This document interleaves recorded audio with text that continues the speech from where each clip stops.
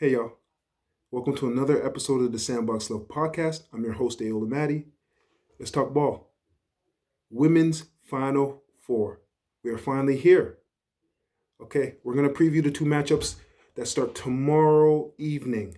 First off, we have Texas versus South Carolina. It's a down south matchup. Um, you know, two teams that are very similar. They play out of the SEC, and this is a rematch of the SEC championship game where South Carolina laid the smackdown on University of Texas. So I expect Texas to try to get their lick back, right? Compete a little bit harder, make the game a little bit interesting. But South Carolina, man, just like before, when they're competing for an SEC championship, they're going for the three-peat. Listen, man, South Carolina, they've been here, they've been there, they've done that, and they're looking to return back to the NCAA finals. Donna Staley and the crew, they're extremely focused. They have extreme balance in their scoring and playmaking. Joyce Edwards, Malaysia, and Chloe Kitts, great trio. And I think that's the trio now that's going to take them over the top in regards to their matchup versus Texas. Texas is no slouch either. They have Madison Booker. She's going for 16 and 7 tonight. They have Taylor Jones and they have Rory Harmon, right? Again, their trio of players, very talented.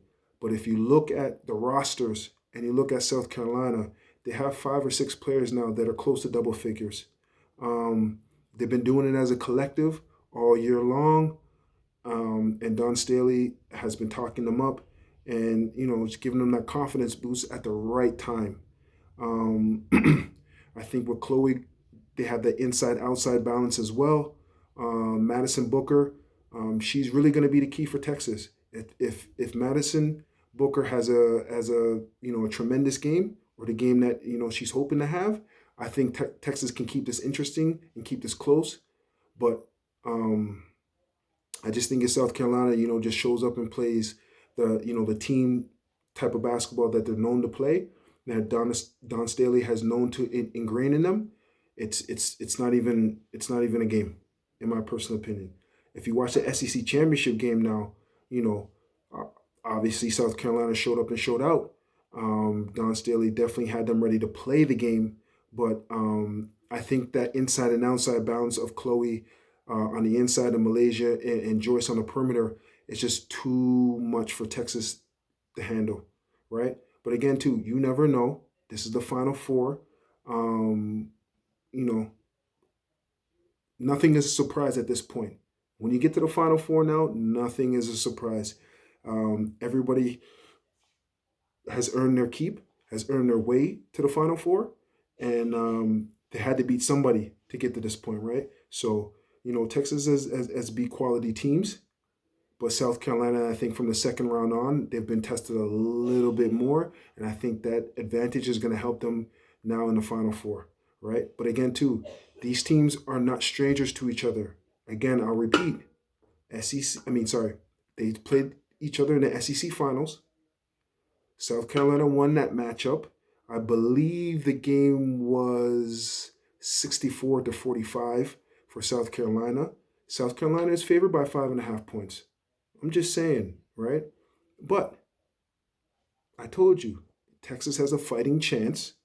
They have great perimeter play, but I think where they're going to lose the game or they're going to have some difficulty is playing against Chloe Kitts inside.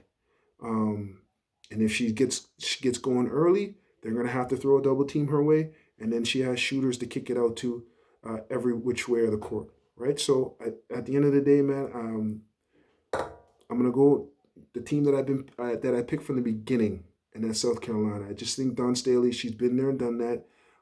She's super focused, and it just always trickles down to the players, right? On Don Staley's teams, like they take on her persona, they take on her attitude, and I think against a team that you've already played against, you've already convincingly beat, all right? I think they're gonna come out on top. Game number 2. Let's go to UConn versus UCLA. Now, this is the battle of contrast of styles, right? UConn usually plays more on the perimeter with Paige Becker, Azuf Food, right? I think it's more of a guard game for UConn, and UCLA now they play more inside out, right? Through Lauren Betts, right? They pump it inside. She gets going a little bit now. The other team now has to counter with a double or a triple team at times. And then, Lauren is great at finding, great passer, great at finding her shooters now. And, she sprays it out to her shooters, right? And then they get going, right? I think that's UCLA's style of play. That's the style of play I've seen the last few games. But, going against UConn, going against a legacy program now, it's a different beast.